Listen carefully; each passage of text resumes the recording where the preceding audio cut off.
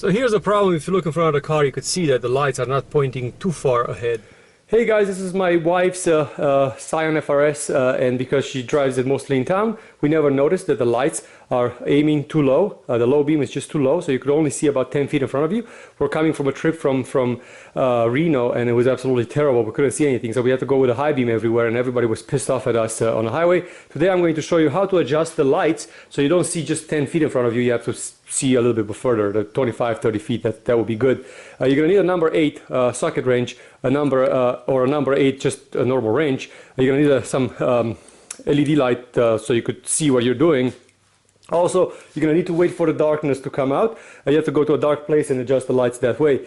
I'm sure there is a professional way of doing it, but I'm just not a professional. I'm just going to show you how to do it yourself. There is a bolt that you have to concentrate over. There's this little nut over here, this little white nut over here. So if you look in front of the light, there is a nut over here that you have to concentrate over.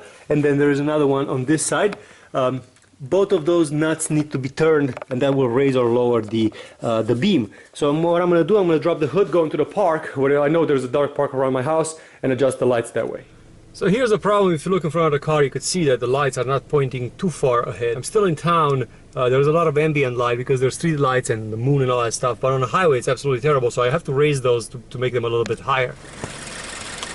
If you look at the adjustment, you could see a line over there and then another line over here. So this one is already higher, this one is already higher, and then you could already see further down the street with it. So now I'll have to do the same thing on the other light.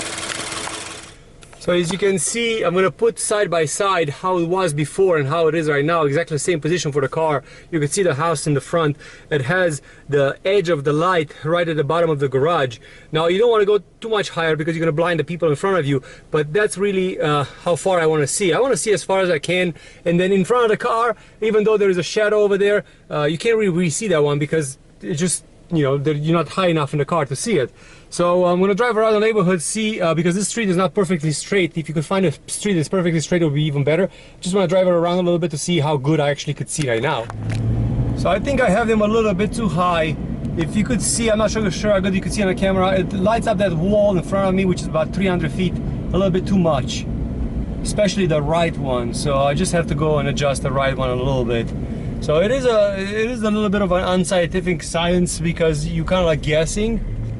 Okay, I got them readjusted. If you look right now, you could see that it illuminates the light very, very nice. This is high beam, this is low beam, and you could see very, very far. So I think this is as good as it gets. Maybe I could go a tad lower, but to be very honest with you, I don't care.